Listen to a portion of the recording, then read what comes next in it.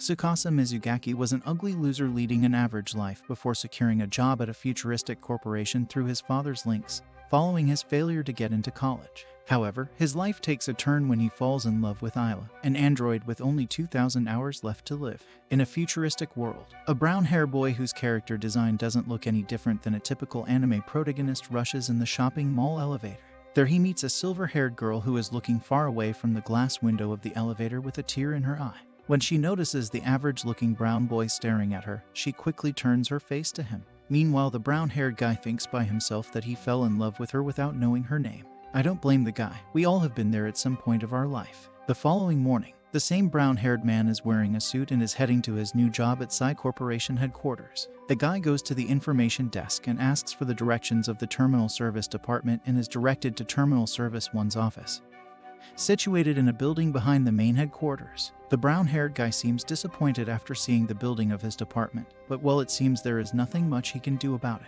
He gets inside and introduces himself as Tsukasa Mizugaki and meets the office staff, the department chief Takao Yamanobe, assistant Ren Kawarik, and the hot field manager Kazuki Kiwanomi. Kazuki gets upset and complains about a new person joining, especially since there are no geisha available for Tsukasa. Basically, Tsukasa got the job because his father is friends with Mr. Shinya Gaudo, the Psy Corporation general manager. However, Tsukasa does not know what geisha or the terminal service is. It is then revealed that Psy Corporation specializes in creating and overseeing geisha, which are humanoid androids with synthetic souls. They also explain that their job is to collect geisha from their owners before they reach the end of their lifespan, which is 81,920 hours, which is roughly 9 years and 4 months. Tsukasa is then introduced to his co-workers, Constance, Sherry, and Zack, who surprisingly happen to be geisha robots. He also meets an orange-haired human girl named Mikairu Kineshima who has that annoying tsundere personality without which anime seems incomplete.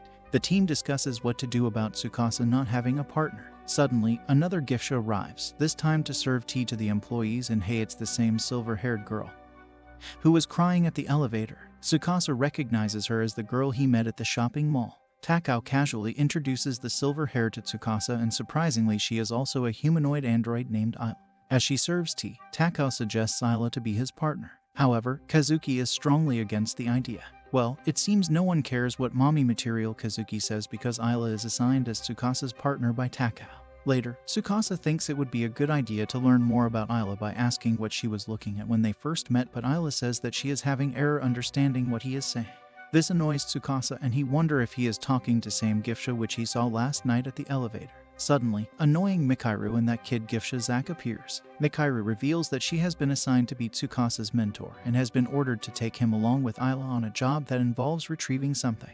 As they're traveling to the place where they need to go, Tsukasa gets curious and starts asking a bunch of questions about what they're supposed to do and stuff. This is when he learns about the two important roles in their team, the marksman and the spotter. Mikairu asks Tsukasa his age, and he reveals that he is 17 years old, and Zack reveals that Mikairu herself is 16 years old, which definitely annoys her.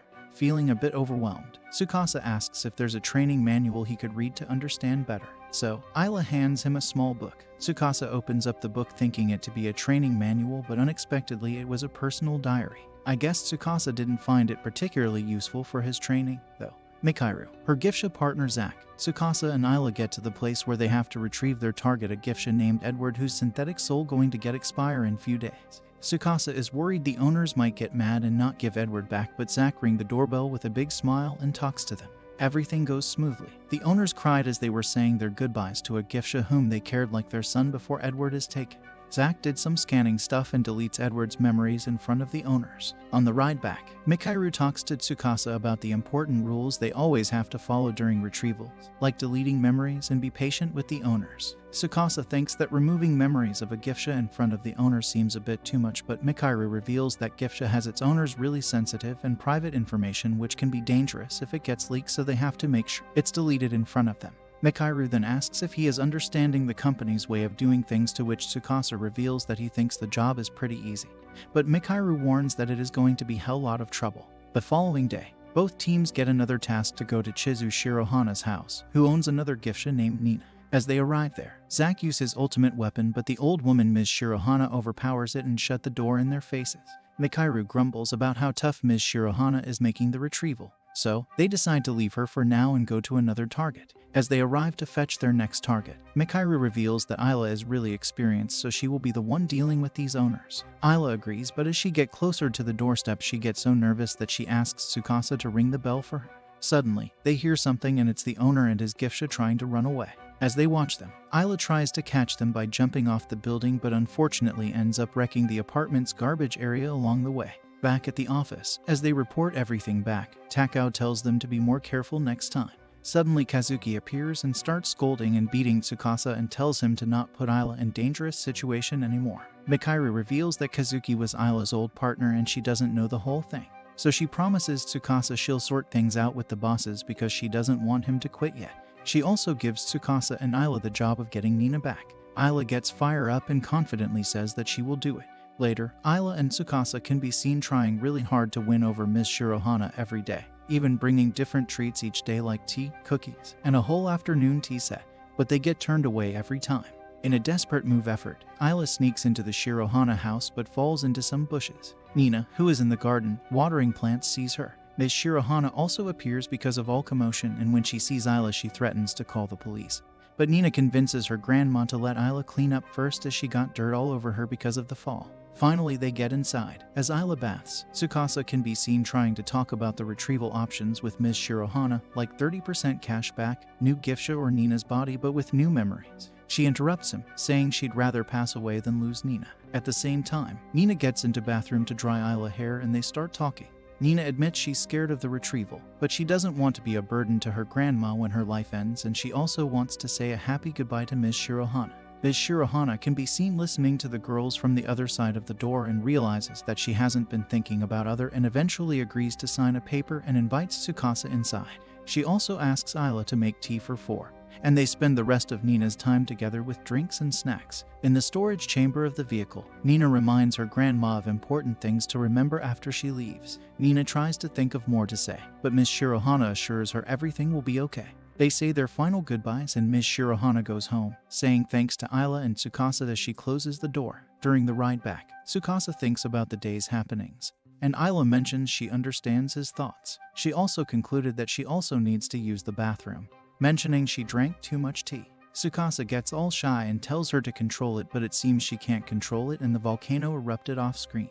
The following day, Tsukasa can be seen getting ready for work at Terminal Service 1. Meanwhile, the bald section chief, Takao Yamanobe, is complaining while gearing up for a meeting at the head office. While getting all dressed up, Takao asks Isla to make him a cup of tea, but Ren points out that Isla now has different responsibilities as Tsukasa's marksman.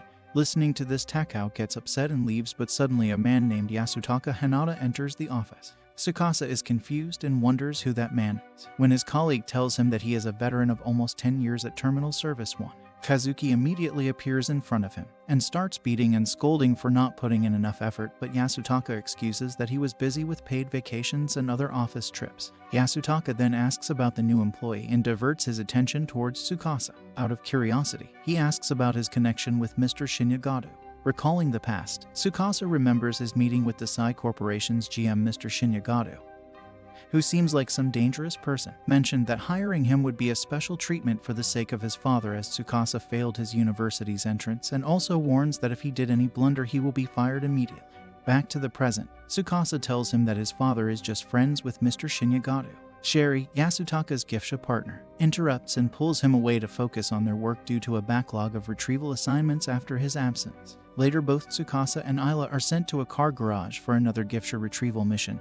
Isla steps forward with a really scary voice and tries to engage in a conversation with the geisha Max and its owner Yutaka Yanagi. Isla's scary way of talking frightens the geisha owner and the retrieval target, making both of them run away. Tsukasa decides to follow them, but unfortunately clumsy Isla stumbles over a pipe in a car repair shop, injuring herself and upsetting the other mechanics present.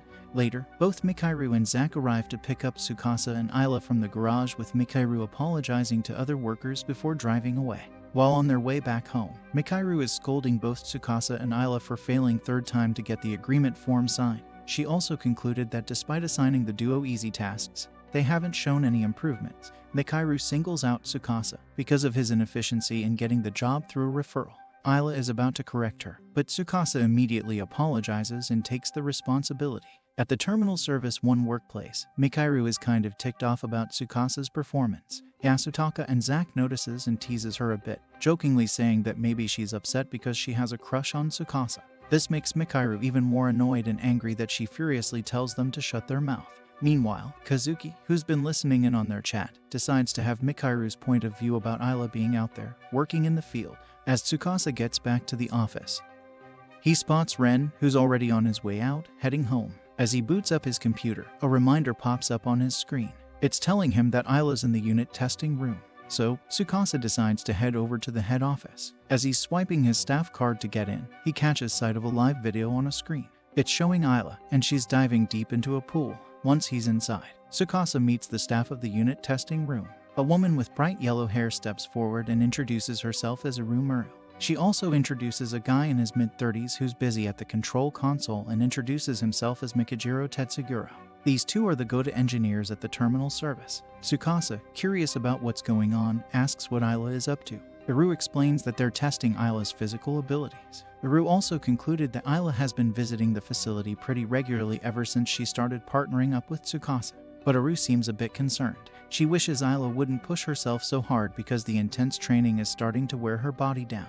When Ayla comes out of the water to breathe, the first person she sees is Tsukasa and she can't help but blush. Sitting on a nearby bench, Tsukasa asks her why she's suddenly started training so much. Ayla admits that she feels like she hasn't been performing well during their missions, and she's trying to find a way to improve so she won't be a burden to him as his marksman. Tsukasa suggests that they could mix things up a bit in their approach. Even though he's the spotter, he could try talking things out with the owners. At first, Ayla doesn't seem too keen on the idea, but she eventually comes around. She thanks Tsukasa and heads off to the restroom.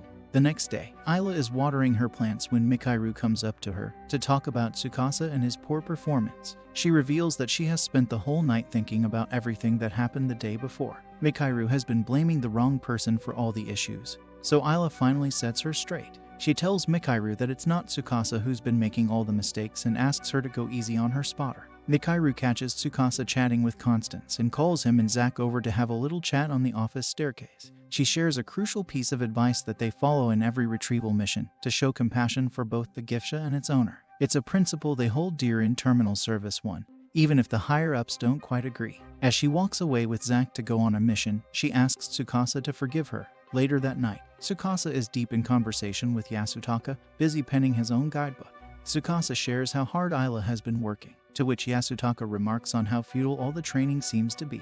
He mentions how Ayla's physical data has been on a steady decline. Meanwhile, Ayla is back in the unit training room, busy tying knots. Tsukasa can't help but wonder if he's been pushing Ayla too hard. The following day, Tsukasa and Ayla can be seen heading back to the same car repair shop. The Gifsha owner again tries to make a run for it, but Tsukasa immediately steps forward and manages the situation with a cool head. The Gifsha and his owner listen to Tsukasa and understand and even say sorry for running away during their previous visit. Max's owner signs the necessary paperwork, and Max gets to finish up on the car he was working on before Ayla steps in to carry out the retrieval and wipe his memories. Late in the evening, Kazuki and Yasutaka are still at the office. As she wraps up the day's report, which includes Tsukasa's submission, Kazuki admits that the pair is working better together than she originally thought they would. Yasutaka asks her if she's spoken to Tsukasa about anything. She tries to brush off the question, making it seem unimportant, but he tells her about the truth that Tsukasa will soon need to know. Ayla only has 2,000 hours left. Later in the evening at the Sai Company dormitory, Tsukasa is sitting overthinking about something at the dining table while Ayla takes a break at her charging station. He tries to chat with her, asking if she's hungry and wants him to bring her dinner to eat, but Ayla doesn't respond straight away. Instead, Ayla asks if he'd like her to make some tea for him, leading to a somewhat uncomfortable silence between them. Earlier in the day, there's a flashback where Ren informs Tsukasa that he will be living with his Gifsha, as per the company's rule that spotters should live with their marksmen to have a better connection with them. Caught off guard, Tsukasa confirms with Sherry if such a rule really exists, and she confirms that she's been living with Yasutaka for a very long time. The idea leaves Tsukasa feeling a bit flustered with a really weird smile, which doesn't go unnoticed by Mikairu. She brings her concern to Kazuki, who asks her to keep an eye on the pair. Back to the present, Ayla takes him to the dormitory. He marvels at how big it is. She explains that it's a shared space for all departments within the Sai Corporation so they can live close with their colleagues and not get late. They catch the lift that takes them to their floor. As they walk towards their room, Ayla shows him Mikairu's and Zack's room and reveals Iru's room is also not so far away. Feeling a bit nervous, Tsukasa hesitates a bit before entering their room, with Ayla coming behind him. She advises him not to worry too much about her, which leaves him puzzled. Without much to do, Ayla takes her uniform and with her undershirt she heads to something that looks more like a dream gaming chair but reveals to be her charging station. Ayla sits on the chair, curls up and seemingly lost in her own world. Tsukasa makes an effort to initiate a conversation, but she seems to be completely oblivious to his attempts, leaving him to his own thoughts. The next morning, Tsukasa finds himself alone at the cafeteria, enjoying his breakfast. As he munches on his food, he flips through Ayla's diary, which has been his go-to guide since he started his job. His peaceful meal is interrupted when Mikairu, Zack, and Aru join him at the table. Mikairu gets curious about what he's reading, and when she realizes it's a diary, she playfully accuses Tsukasa of harboring some ugly intentions towards Ayla. Zack teases her, hinting that she might be guilty of the same with him, which leaves Mikairu flustered. Aru jumps in to reassure Tsukasa that she's on his side. She even shares some insider tips, cheekily dubbed Operation Lucky Creep, about living with Ayla. She suggests that Tsukasa should take notes on what to do when Ayla is in the shower. As a favor in return, Aru asks him to convince Ayla to wear a black and white dress, explaining that Ayla usually feels awkward accepting gifts from others. Before they all settle down to eat, Mikairu issues a warning to Tsukasa: if he dares to follow Aru's questionable advice or does anything to upset Ayla, she won't hesitate to have him kicked out from the dorm. Once they're back in their shared room, Tsukasa heads for the bathroom just as Ayla emerges from it, looking like she's just finished bathing.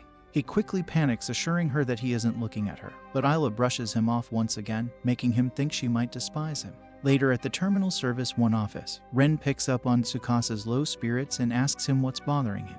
Tsukasa shares that he's struggling to understand what's going on in Ayla's head. Just then, Ayla approaches and offers him a cup of tea, even telling him he can have another if he wants. This only adds to Tsukasa's confusion, and he turns to Ren, seeking advice on how to navigate the situation. As evening falls, Tsukasa decides to impress Ayla with some physical prowess and starts a workout session in their dorm room. In the midst of his exercise, he accidentally drops a dumbbell which hits the wall, causing Mikairu to rush in. Seeing Tsukasa shirtless, she gives him a suspicious look. The following day, Takao suggests to Tsukasa that girls are attracted to guys who can cook. Tsukasa gives it a shot, but his culinary attempt ends in disaster, setting off the fire alarm and triggering the sprinkler system which douses him in water. Constance advises Tsukasa to act like a gentleman, so he tries to help Ayla by picking up her clothes from the dorm room floor. Unfortunately, he trips and ends up covered in Ayla's clothes just as Mikairu walks in. Tsukasa also tries to win over Ayla by giving her a bouquet of roses, but a bee flies out of the bouquet, and in his effort to shoo it away, Mikairu walks in. Seeing the bee on Tsukasa's nose, she tries to swat it away, accidentally hitting Tsukasa instead. Tsukasa even tries to change his style to appeal to Ayla, opting to wear an outfit that Aru had shown him a few days earlier. But this too fails to impress Ayla, leading Tsukasa to seek advice from Yasutaka. Known as the company's charmer, Yasutaka suggests that Tsukasa should try being a bit more confident with Ayla. Back at their shared living space, Ayla offers to make tea for Tsukasa. He accepts her offer, and as she's bringing the tea over to him, she trips. Tsukasa quickly moves to catch her, but they both end up falling over each other. Just then, Mikairu walks in and is not pleased with what she sees. The next morning, Tsukasa is at a loss for what to do next. During his break, he chats with Kazuki, who suggests taking Ayla out. Kazuki shares her thoughts, saying that Ayla might be acting distant because she wants to maintain her machine-like persona, but she believes that Tsukasa and Ayla could make a great pair. Inspired, Tsukasa starts practicing how to invite Ayla out, deciding to use the excuse of needing to buy a gift for someone he's grateful to as a reason for her to accompany him. With Ayla's consent, they set off for the shopping mall the next day. Tsukasa notices that Ayla is still in her uniform, and she explains that apart from her uniform, she only has her home wear. Tsukasa then brings her to a clothing store, asking her to try on some clothes under the guise that she's the same height as the person he's buying a gift for. However, after a few mishaps in the changing room, they're asked to leave the store. Afterwards, they enter the same elevator where they met for the first time.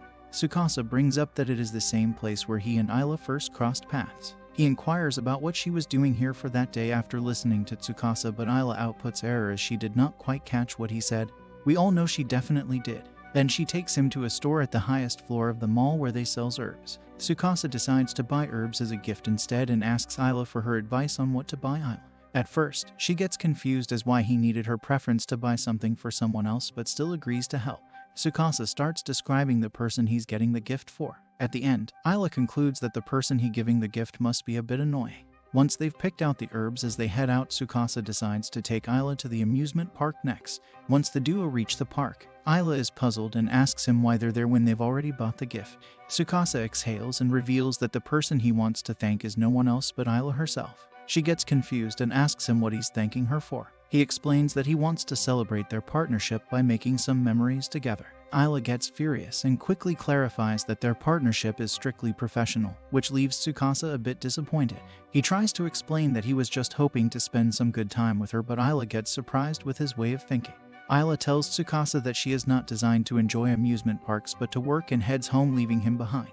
As the streetlights start to glow, Tsukasa is left sitting on a nearby bench, feeling puzzled about why Ayla behaves so differently when they're at work compared to when they're outside. After a while, he also decides to head back to their company dorm. Later at night, Tsukasa walks down the hallway with the dim lights and spots Ayla standing while resting her back against a wall just outside their quarters. He steps forward, hands her a cute keychain he bought, which features the amusement park's mascot.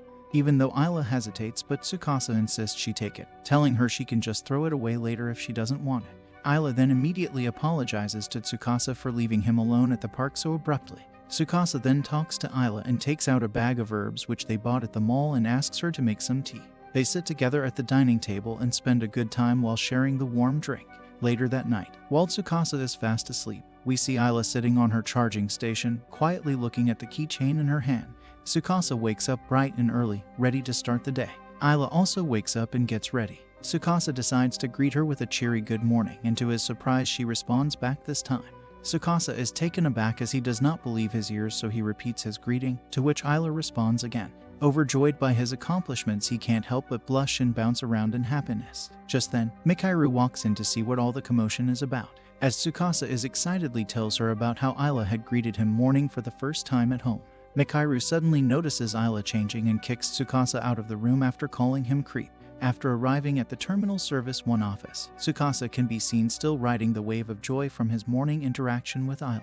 Mikairu feels a bit jealous as Zack notices his happiness and mentions how he has seen Tsukasa reading a book called The Lovey-Dovey Newlyweds Manual in the past. This comment gets Mikairu quite annoyed. Looks like someone has a crush. She turns to Ayla and asks if she's okay living with Tsukasa. Ayla responds by telling her that she doesn't mind, as long as it's Tsukasa. This response seems to calm Mikairu down.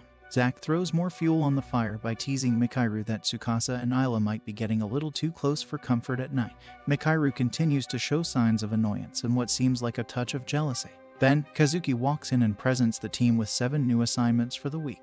She distributes the clients among the teams, assigning Tsukasa and Ayla to a client named Marsha. Mikairu suggests that she might be a better match for Marsha, but Kazuki insists that this would be a great opportunity for Tsukasa to learn more about the retrieval process. As everyone gets ready to head out to their assignments, Ren gives them a warning. He tells them that a black market retrieval service has been active recently and asks them to stay alert. He urges them to report any suspicious activity immediately. Takao tries to add his own reminder, but by the time he starts talking, the team has already left. Tsukasa and Ayla start making their way to their client's house. During their walk, Tsukasa asks Ayla about android children. Ayla explains that these are children who lost their biological parents and were then raised by androids. When they arrive at the house and ring the doorbell, they are greeted warmly by Marsha. She gives Ayla a big hug and calls her cute before inviting them inside. Tsukasa's attention is drawn to a collection of photographs pinned on the wall. He asks Marsha about the boy in the photos. Marsha tells them that kid name is Sauda Wakani, who turns out to be her owner. Confused, Tsukasa then inquires about Sauda's parents and learns that it's been more than 3 years since they passed away due to a tragic accident. All of 3 of them sits and Marsha shares her fond memories of their time together as a family, including shopping trips, sports activities, jogs, and enjoying home-cooked meals. Suddenly, a young boy wearing a green shirt shows up. He seems to blushing a bit and also speaks in a dismissive tone. Marsha introduces him as Sauda. He warns Tsukasa and Ayla not to believe Marsha's made-up stories, claiming they're all lies. Marsha then apologizes for the kid's behavior. While Tsukasa does not seem to mind much and discusses the need to sign the agreement form, the boy snatches the form from Tsukasa and immediately signs it. Sauda then tells them to take Marsha away because he doesn't need her anymore. Tsukasa refuses to accept the form, explaining that they can't accept his signature under these conditions. The boy accuses them of lying too and storms off, claiming that everything he knows about his parents are lies made up by Marsha. Back at the Terminal Service 1 office, exhausted, Tsukasa talks Mikairu about what happened earlier. She suggests him that Sauda might be going through some kind of identity crisis and don't want to believe the reality. She mentions that Marcia had noticed a change in Sauda's personality after she informed him about her lifespan. Mikharu emphasizes the importance of helping Sauda remember that he was loved. She even offers to assist with the retrieval, but changes her mind when she sees Ayla walk in. Meanwhile, at the main office of Psy Corporation, Takao is standing with his head down in front of some high-post corporate group and having a serious discussion with General Manager Shinya Gado, the big decision-makers of the company, and the heads of the different terminal service offices. Mr. Gado points out that the running costs of Terminal Service 1 are way higher than any other place, about 5 times more. Takao tries to explain that providing good aftercare for their clients isn't something that comes cheap. But the company sees this as just an excuse and warns Takao that he needs to find a solution to this problem fast, or if not, he might lose his position or worse. As the meeting ends, they also threatens that Terminal Service 1 could be closed down. The next morning, Tsukasa and Ayla are again at the Wakanese home, flipping through old photos. They spend a good time with Marcia while she shares stories behind the pictures of Sauda celebrating his birthday. She tells them about a delicious strawberry tart that their mom used to bake, which Sauda absolutely loved. She also mentions that Sauda's birthday is coming up the next day. As they continue looking at the photos, a piece of paper slips out from between the pages of the album. Surprisingly, it turns out to be a recipe of the same strawberry tart cake. The three of them decide to give Sauda's birthday surprise by celebrating it together. They plan to recreate the strawberry cake and decorate the room to make it a special day for him. In the evening, while Ayla is washing her hands at home, she remembers a time when she and Kazuki were at the amusement park. Kazuki had told her that they couldn't be partners anymore, but thanked her for all the good times they had together. This memory troubles Ayla, but she tries to hide her feelings by forcing a smile on her face. On Sauda's birthday, Ayla questions Tsukasa if what they're doing is really for Sauda's benefit. Tsukasa doesn't quite understand what she means, but Ayla quickly changes the subject. As Sauda heads to school, he walks past a mother and her kid at the playground. Mikharu tries to talk to him, sharing that she was raised by a geisha too, but Sauda doesn't want to hear it. He dismisses her words, saying all his memories are fake, and runs away. Ready to get the birthday celebration started, Tsukasa, Ayla, and Marcia are in the kitchen preparing. The doorbell rings, and they're surprised to see Mikharu and Zack, who have come to help. Everyone is amazed at how good Mikharu is in the kitchen. She explains that she's been cooking since she was a child. Ayla and Zack are given the task of setting up the decorations, while Tsukasa, Mikharu, and Marcia focus on the food. Mikharu shows Tsukasa how to sift the flour properly, even holding his hands to guide him. She suddenly feels embarrassed and wonders why she's feeling this way, especially after glancing at Ayla. While they were taking a little break from their preparations, Tsukasa decided to ask Mikharu about her earlier comment.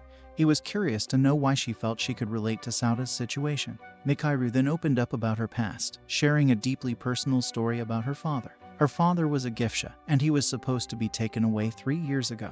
But in a desperate attempt to prevent his retrieval, he transformed into what they call a wanderer. A wanderer is a geisha that only operates on instinct, losing all of its previous memories and personality. Tsukasa was deeply moved by Mikharu's story. It touched his heart in a way he didn't expect. But Mikharu, perhaps feeling a bit vulnerable after sharing such a personal tale, asked him to forget she ever told him. Meanwhile, everyone else was busy making sure everything was ready for Sauda's arrival. They wanted everything to be perfect for his birthday. They worked diligently, decorating the place, preparing a delicious feast. They managed to finish everything just in the nick of time.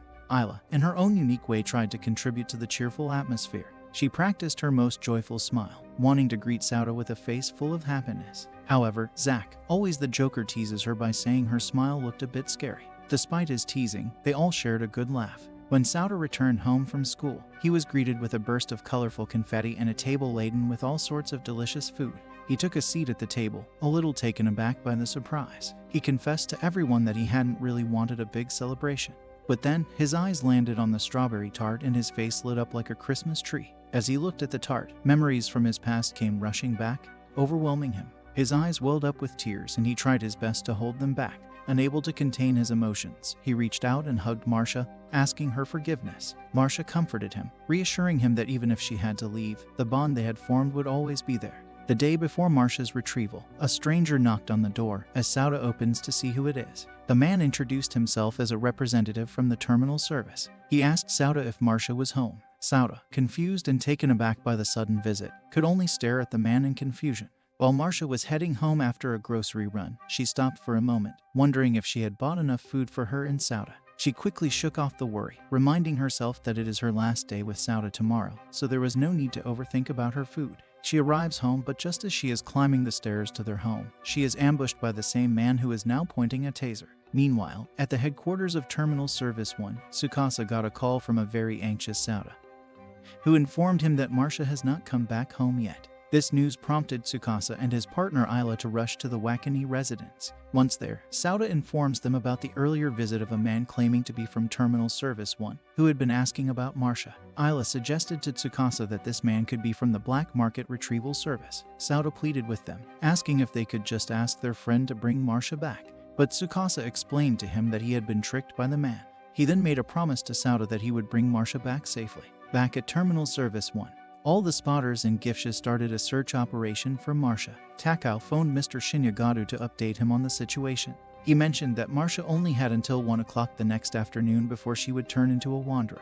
On hearing this, Gadu instructed his secretary to call in our security, declaring the situation an emergency. Tsukasa and Ayla are on a mission, looking everywhere for Marcia. They're checking out parks, roaming through the mall, and strolling down streets. Tsukasa starts to question if they'll find her before it's too late. He turns to Ayla and asks her about these things called wanderers, and she tells him it's pretty uncommon for a Gifsha to turn into one. She tells him to stay positive and not let negativity creep in. They bump into Mikairu and Zack, who haven't seen Marcia either, so it's not just them anymore. Now, they're a team of 4, joined by Kazuki, Constance, Yasutaka, Sherry, Takao, and Ren. They're all committed to the search, reaching out to people and searching on foot, even as the day turns into night. Bright and early at 6 a.m., Tsukasa and Ayla link up with Kazuki and Constance. As they're driving to their next stop, Constance spills the beans about some leads they've got on a possible Black Market Retrieval Service HQ nearby. But their journey gets interrupted by an R security checkpoint.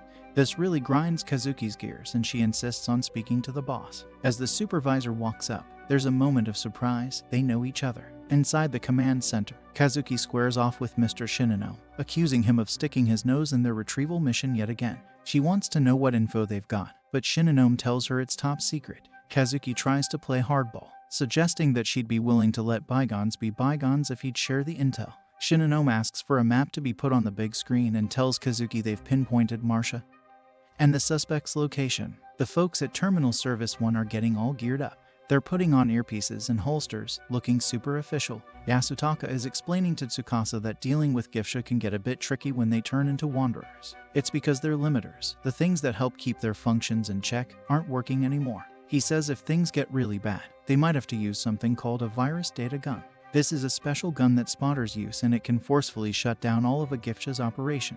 Once this happens, there's no going back for the Gifsha. While all this is happening, Mikairu is hit with a memory from her past. It's a really sad memory about her dad's death. As she's trying to deal with this memory, Kazuki drops a bombshell. They're going to be working with a group called R Security. Mikairu is not happy about this at all, but Kazuki tells her to just put up with it for now. She promises Mikairu that she won't let anyone from R Security harm Marcia in any way. So, they're all getting ready to face whatever comes their way. They're gearing up, dealing with past memories, and trying to handle the news of working with R Security. It's a lot to take in, but they're doing their best to handle it. As they navigate the blocked-off streets, Mikairu can't help but vent about Terminal Service 1 teaming up with R Security. Tsukasa, curious as ever, peppers her with questions. He wonders if her outrage has anything to do with the tragedy involving her dad years ago. Zack scolds Tsukasa for his lack of sensitivity and for acting so clueless, but Mikairu opens up about her past. She shares that she and her dad had run away together, and she was with him when he turned into a wanderer. Despite his transformation, her dad still had a bit of control over himself when Kazuki showed up. Kazuki assured her she'd do everything in her power to protect them both. But then our security shows up and orders Kazuki and Mikairu to back away from the wanderer. They refuse, and that's when Shinonome forcefully separates Mikairu from her dad, causing him to become aggressive. Shinonome then gives his men the order to shoot Mikairu's dad, and she's left there, watching as her dad's body is riddled with bullets. When they reach a crossroads, Mikairu and Zack decide it's best to split up from Tsukasa and Ayla. They figure they can cover more ground this way. As they go their separate ways, we see that Sauda has somehow made his way into the area. He's just wandering around aimlessly, searching for Marcia. Yasutaka, Sherry, and the R Security team stumble upon the almost deserted base of the Black Market Retrieval Service. They find the guy who snatched Marcia, knocked out cold, which only fuels their fear that Marcia has broken free and is causing chaos. Kazuki lets everyone know that Marcia has turned into a wanderer and that capturing her is no longer an option. She tells them to do whatever it takes to stop Marcia, but without our security ending her life. Ayla assures Tsukasa that she'll take charge if they cross paths with Marcia. They both sprint off to find Marcia, and as they dash through a hallway, Marcia crashes into Ayla, sending them both sprawling to the floor. Ayla whips out her sword and asks Tsukasa to back off as she tries to talk Marcia down. But then Sauda shows up and yells out Marcia's name. This sends Marcia into frenzy, and she attacks Ayla. With her limiter off, giving her speed like never before, Marcia scoops up Sauda and bolts. Tsukasa quickly radios the rest of the Terminal Service 1 team, letting them know that Marcia is heading towards District B4 and that Ayla's been hurt. Ignoring Kazuki's instructions to stay put, Tsukasa helps Ayla up because she's determined to keep going with their mission. As they leave the hallway, they both ponder how memories, even the most precious ones, can bring pain to those who leave and those left behind. Shinonome is getting his crew ready to nab Marcia once and for all, but Kazuki manages to twist his arm again, reminding him of the leg injury she got when our security chased after Mikairu's dad. Shinonome gives the Terminal Service 1 team half an hour to sort things out, or our security will have to jump in. Up on a rooftop, Sadu is sprawled on the ground while Marcia watches over him. Ayla collapses, still hurting from the earlier attack. Tsukasa readies his virus data gun and starts talking to Marcia, reminding her of her promise to protect Sauda. This throws Marcia's emotions into turmoil. Tsukasa reaches out his hand to her, and even though Marcia almost reaches back, she suddenly turns aggressive again and pulls Sauda into the air by his collar. Tsukasa powers up his virus data gun, pointing it at Marcia. He's clearly reluctant to pull the trigger, but he's out of options. He shouts at Marcia to let Sauda go. Meanwhile, Ayla manages to get back on her feet with her sword ready. She rushes at Marcia just as Tsukasa lets loose with the virus data gun. When the next morning rolls around, the whiteboard at Terminal Service 1 headquarters shows a blank spot where Ayla's duty report should be. 3 years ago, during the fateful incident with Mikairu's father, Kazuki was forced to respond alone after Ayla malfunctioned. Afterwards, the two split. The Marcia incident is wrapped up, and Tsukasa is placed on desk duty while Ayla recovers. She wakes up to find him sleeping by her bedside, and she apologizes for how useless she was in the previous mission. Tsukasa reassures her that everything is all right and smiles at her. She reports back to work the next day, but seems strangely distracted by Tsukasa. Iru and Mikairu inquire her, and Iru suspects it might be love, so she suggests stalking Tsukasa to learn more about him, but Mikairu says she wants no part in their shenanigans. The next day, Mikairu joins them. They spot him reading Ayla's diary, which she provided to him so he could better understand the job. To their horror, Sherry throws a pen straight into Iru's binoculars, which damn nearly kills her. When Mikairu leaves, Iru and Ayla continue their surveillance over Tsukasa, watching him from a restaurant to a bar before getting caught in the showers. She explains to Mikairu why she had been watching Tsukasa all this time. She was curious how he can keep smiling despite everything that's happened. Mikairu recounts that, after the Marcia incident, Tsukasa personally visited Sauda to apologize for how things turned out. However, Tsukasa is unlikely to ever forget the incident. Ayla is cleared for duty in the field, but she is anxious about only causing trouble. While looking for Tsukasa, she overhears him having a conversation with Kazuki. Tsukasa is crushed to learn that Ayla only has a month left to live. But when Kazuki gives him the option of waiting for a new partner, Tsukasa insists on staying with Ayla to the very end. Ayla is overjoyed to hear this, and when she meets him later, she welcomes him home with a smile. Ayla's new persona has convinced Tsukasa that the time is ripe to ask her out on a date. However, Tsukasa talks to all of his male colleagues and reveals that he wants to ask Ayla out on a date. The other guys at the office are worried he might be jumping the gun, but Constance comes up with a warm smile and suggests he just go out and say it. After several missed opportunities, due to Ayla's repeated blunders, for example washing Tsukasa's undies, accidentally throwing away Tsukasa's worksheets and getting lost on the way back home.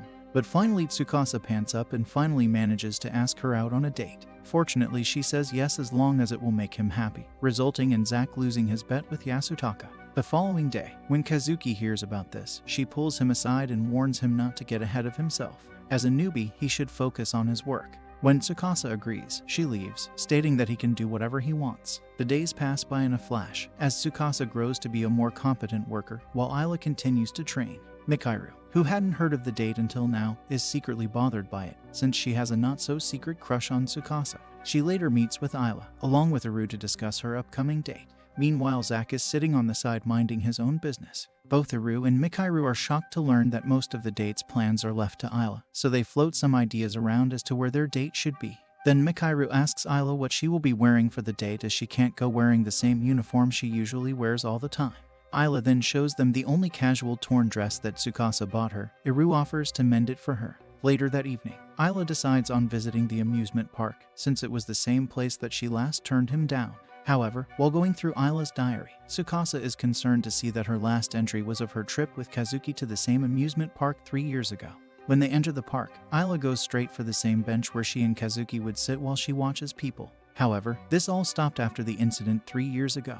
Kazuki takes her out on all the rides and attractions she's never been on before, and they finish it with a ride on a Ferris wheel. They reminisce about their first meeting at a nearby tower. Suddenly, Tsukasa puts his face between Ayla's talons, making her blush and saying that it's inappropriate, but she soon realizes that something is wrong when Tsukasa suddenly collapses. Later, Tsukasa wakes up in his room just to find Ayla keeping watch over him, and he apologizes for the trouble he caused. Ayla admits that she has less than a month remaining to live, and Tsukasa asks to be her partner until the very end.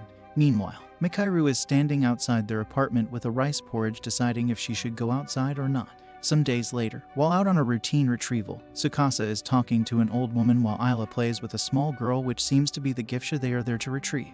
Tsukasa presents the company's offers to give 30% cash back or a whole new giftship. Tsukasa gets shocked when the old woman prefers to install a whole OS in her giftship's body. She also reveals that she has done it multiple times in the past. Back at the terminal service department, Tsukasa asks the bald guy from the technical department and many others, including Mikairu at the end, if it is possible for the old memories to resurface.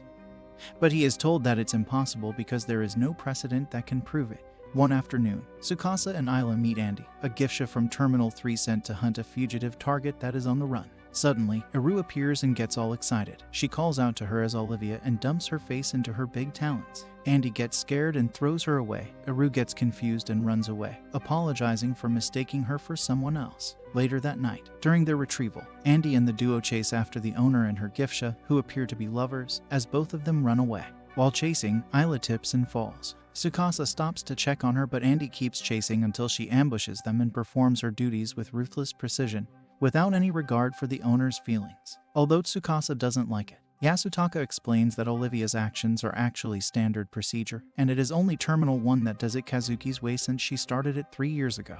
Later, Tsukasa goes after Iru, where she reveals that the corporation is recycling the giftship in order to save the cost of making new one, and Andy is one of them. Iru concluded that in Andy's past life she used to go by the name of Olivia.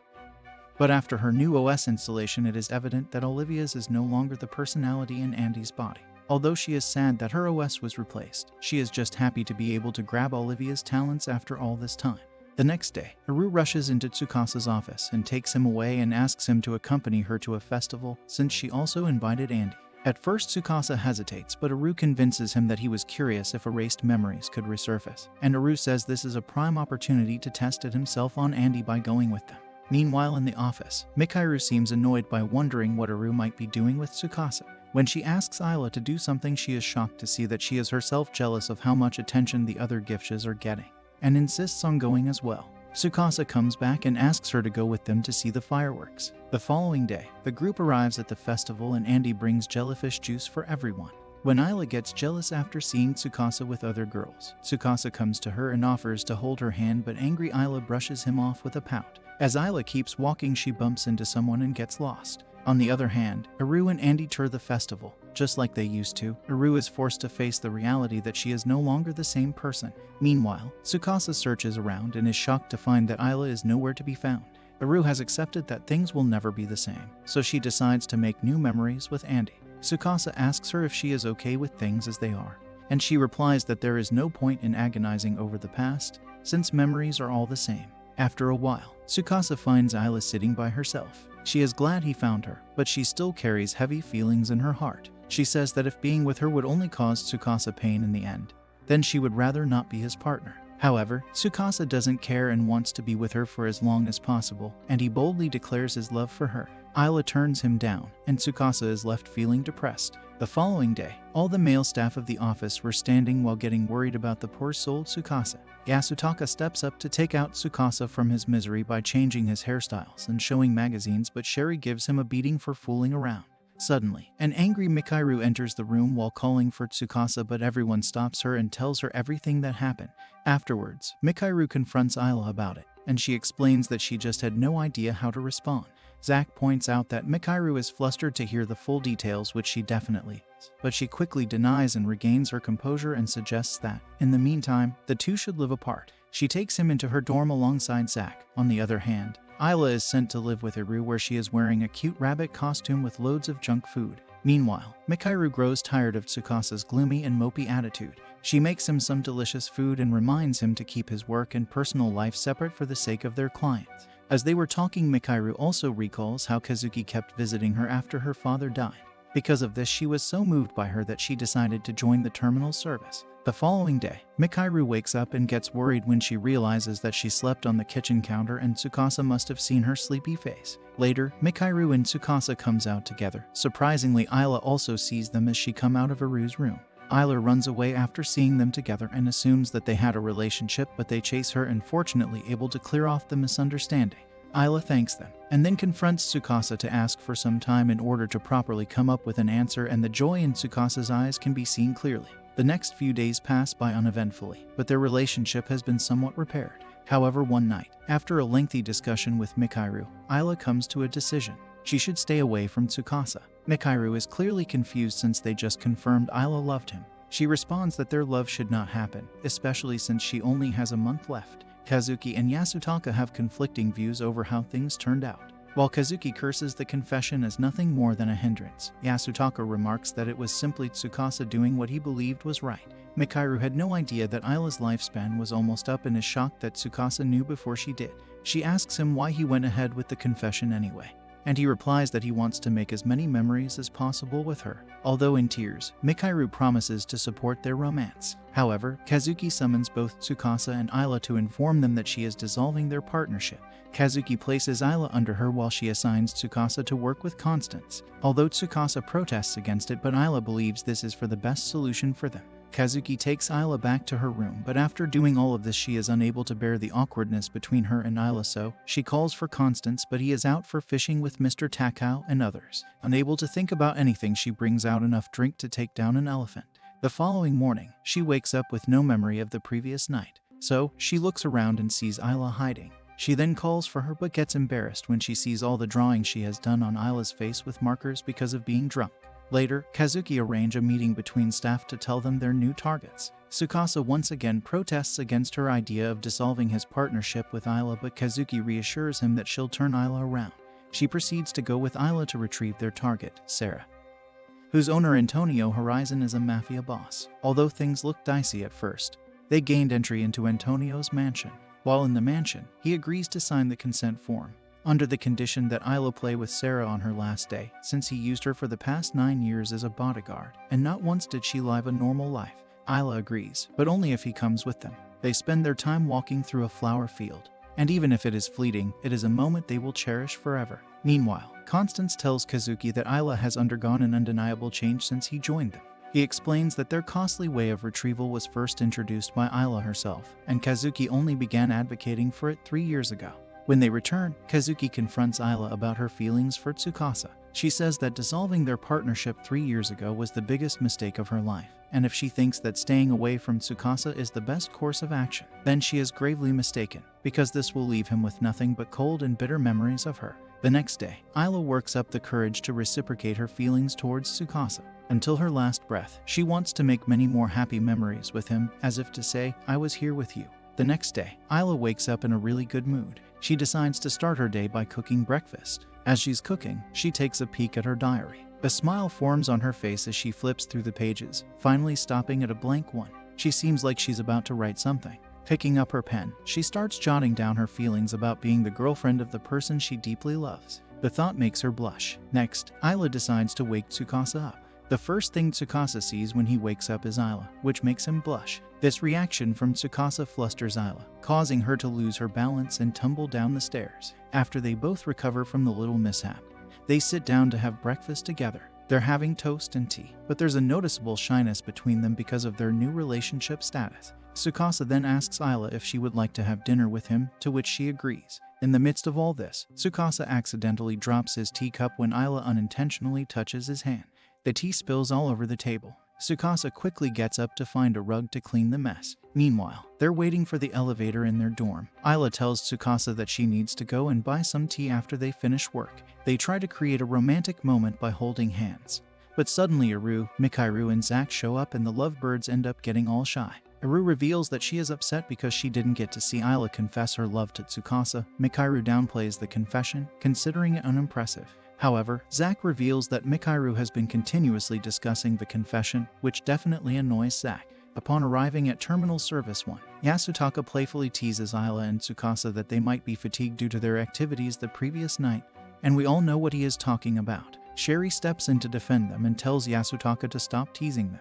Yasutaka then gives Tsukasa some advice, telling him that he needs to surprise Ayla because that's what women like. Sherry, on the other hand, asks Ayla how she can like someone who has other things on his mind, like Yasutaka. All of a sudden, Kazuki shows up and habitually starts threatening Tsukasa. But the wingman Constance reassures him, saying that Kazuki is just jealous. As Ayla is pouring tea, she can't help but overhear Ren telling Takao how happy it makes him when his wife packs his lunch. This gets Ayla thinking, and Kazuki suggests she should ask Mikairu to help her learn how to cook for Tsukasa.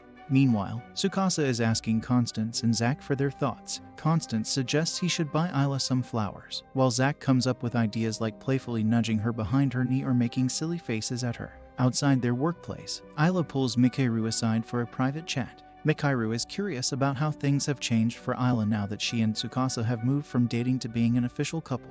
Ayla admits that she finds it a bit harder to talk to Tsukasa now, which is why she wants to cook for him. Mikairu agrees to give Ayla cooking lessons, but they hit a snag when Ayla realizes she doesn't know what Tsukasa's favorite food is. Mikairu insists that Ayla should ask Tsukasa directly, and Tsukasa is a bit miffed at the idea of Ayla planning a surprise before he does. Constance comes up with the idea of them cooking together, which they both love. Mikairu tells them they don't need her anymore, as she doesn't want to be a third wheel. Ayla then asks Tsukasa what they should cook, and Tsukasa says he'd like a rice omelet. Ayla teases him, saying he's just like a kid. Later, Ayla and Tsukasa make their way to Antonio's home.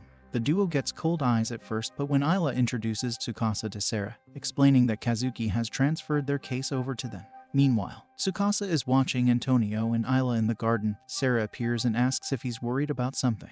Then she guesses correctly that he wants to make Ayla happy, and Tsukasa is shocked how easily she was able to guess what he was thinking. Sarah comforts him, assuring that simply being with the person you love surpasses everything.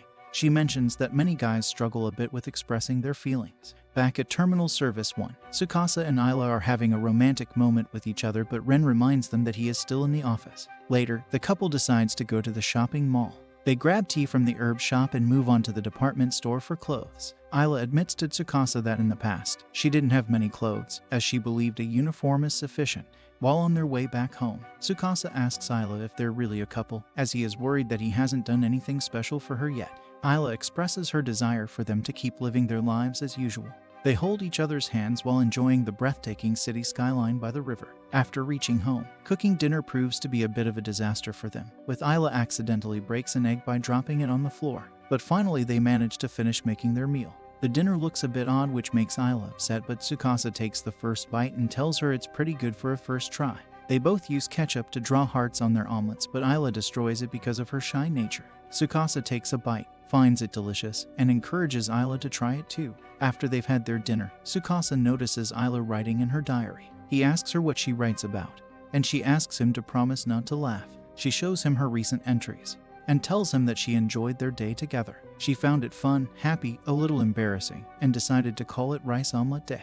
Tsukasa suggests that they should make curry the next day, and wishes Ayla good night as he heads off to bed. Ayla finishes up her diary entry with a smile on her face. Ayla wakes up from her sleep at her charging station, tears streaming down her face. She's startled and goes to find Tsukasa, who is sleeping upstairs. Tearfully, she tells him she doesn't want to be alone and rushes over to his bed. Tsukasa comforts her, holding her close and promising her that she's still here and he won't ever leave her. The next morning, Tsukasa and Ayla sit down to breakfast that Tsukasa made for them. They share a few laughs, but when Tsukasa is about to say something serious, he stops himself. An awkward silence falls over them, and Tsukasa breaks it by asking Ayla how the food is. She responds by giving him a thumbs up. When they arrive at their office at Terminal Service 1, they're greeted by Zack and Mikairu. Zack gives Tsukasa 2 movie tickets, saying he looks like he could use a night out. Tsukasa is taken aback by the unexpected gift, and Zack reveals that the tickets were actually from Mikharu, which embarrasses her. Mikharu tries to play it off by making up stories about how she got the tickets, and Tsukasa thanks her for her thoughtfulness. The rest of the office staff joins in and present gifts to Tsukasa and Ayla. Ren hands them catalogs for resort hotels, while Constance gifts them free tickets to a fancy restaurant and even some suitable outfit. Sherry gives them passes to a dinner theater show along with some goodies, and Yasutaka lends Tsukasa his car, assuring him it has autopilot as he knows Tsukasa doesn't have a driving license. Takao, joking about his low salary, gives them a discount voucher for a cafe. Overwhelmed with all the gifts, Tsukasa and Ayla decide to take the next day off and enjoy them. At the shopping center, Tsukasa and Ayla go to the movies to watch the romantic film Mikharu got them tickets for. Ayla's eyes sparkle and she blushes during the movie. After the film, they sit on a bench in the park on the top level of the mall, and Tsukasa asks her how she liked her first movie. She tells him that her heart is still racing, and he remembers how she held his hand during the movie. Ayla blushes again, explaining to Tsukasa that she did it because she was scared of losing him in the dark. Ayla suggests to Tsukasa that they try something she saw the movie couple do, asking him to rest his head on her lap. Initially taken aback and shy, Tsukasa agrees, and they both blush, with Tsukasa noting how awkward the situation is. Ayla pretends to mishear what he said, causing them both to laugh. As the sun begins to set, Ayla confesses to Tsukasa her recent fear of falling asleep, worried she might not wake up to see him. She tells him how wonderful he is, and how her fears seem to vanish when he's around. Touching her face, Tsukasa reassures her that he's always there for her. Tsukasa asks Ayla what she'd like to do the following day. She tells him she's okay with going out again if that's what he wants. Tsukasa notes that her expression doesn't match her words, and she admits to worrying that too many days off might hasten her decline, which wouldn't be good as her last day approaches. Tsukasa is left speechless by this, and Ayla quickly assures him that such a day will never arrive.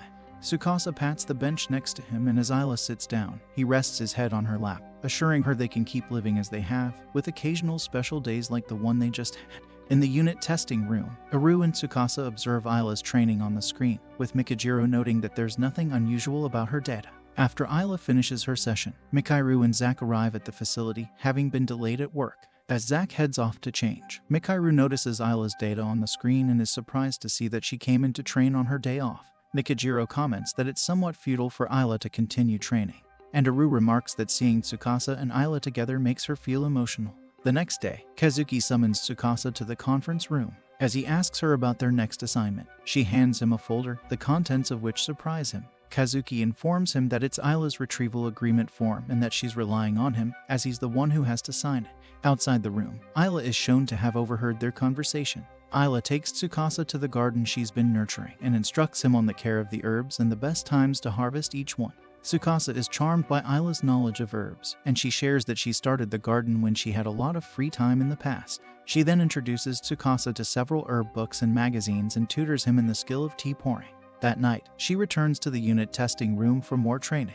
The following morning, Tsukasa serves Mikharu some tea. Although she enjoys the tea, the idea of being served by Tsukasa annoys her. Upset, she questions why he isn't spending his time off with Ayla, pointing out that no one would complain if they didn't come into work. He responds that they can't just stop showing up and that he and Ayla decided to keep things as they are. Mikharu concedes, and Ayla appreciates her understanding. As Tsukasa turns to return to his work, Mikharu notices the hidden sadness in his eyes. In their shared living space, Tsukasa approaches Ayla, who's on her charging station, and presents her with the folder Kazuki handed him, dropping to his knees. Ayla expresses her desire for Tsukasa to sign it, to which he admits he sometimes imagines what it would be like if they escaped and went somewhere distant. Seeing the pain she's causing him, Ayla kneels and hugs Tsukasa, determined to prove to Ayla that he's not in pain. Tsukasa stands up, clenches his teeth, and signs the agreement form while Ayla wraps her arms around him from behind. Late into the night, Tsukasa and Ayla sit on the staircase in their shared living space. They converse about their impending retrieval mission, their final one before Ayla is retrieved. The next morning, as everyone at Terminal Service 1 seems preoccupied, Tsukasa and Ayla depart for their retrieval target. After they're gone, Mikharu emerges from a room and instructs everyone to get started on a task. At the Horizon household, a crowd has assembled to bid farewell to Sarah. Before deactivating her program, Ayla whispers something to Sarah, who wishes the same thing to her. After transferring the Gifsha to the Sai Corporation warehouse, Tsukasa gets a call from Mikharu inviting them to a party at the office, to which they agree to attend. When they arrive at the office, everyone is already enjoying food and drinks in the conference room. Kazuki shows up with 2 more bottles, despite Takao and Yasutaka being heavily down. Ren informs the pair that they adjusted their schedules to ensure they could attend the celebration. Constance adds they had to work non-stop for a week to make it happen, and Takao had to swallow his pride and ask Mr. Gadu for permission to have the party at the office. Baru hands Tsukasa and Ayla some orange juice, and Kazuki officially starts the festivities by expressing gratitude for Ayla's years of service. They all raise a toast and enjoy the night with food, drinks, talent showcases, karaoke, and more. Mikairu admits to Tsukasa that she didn't expect them to return to the office, and Zack interjects, sharing that it was Mikairu's idea to throw the party for Ayla's farewell. As Mikairu and Tsukasa chat, Ayla observes them and smiles. Post-party, Tsukasa is seen carrying a worn-out Ayla on his back. She expresses her gratitude for having the opportunity to work at the terminal service department and meet everyone there. She thanks Tsukasa for providing her with countless moments of happiness that she can't even jot down in her diary because there are just too many. Tsukasa, curious about something, inquires about what Ayla would whisper to Sarah. He noticed that she had done it at the conclusion of every retrieval, and it has piqued his interest. Ayla, leaning into Tsukasa's ear,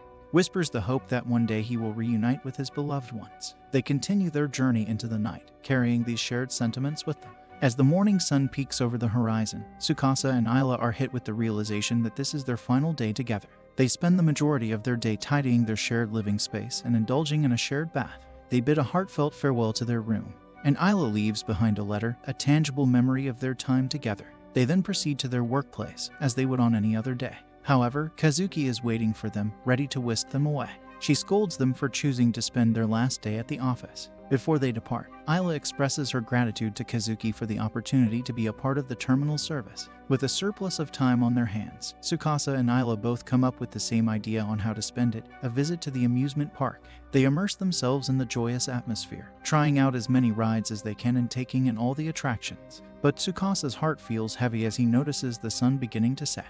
Despite this, they push on, making the most of their time until the amusement park finally closes. As they wander around, Ayla is reminded of the many times she spent observing the happiness on people's faces. Ayla manages to persuade the Ferris wheel operator to let them have one more ride. As they circle around, they take turns sharing what they like about each other. Tsukasa playfully points out her quirks, like her petite body and clumsiness. But Ayla talks about his hardworking nature, and how he always tries to keep his tears at bay and smiles instead. Then, Ayla gives him her deactivation ring, expressing her wish for him to be the one to initiate the end.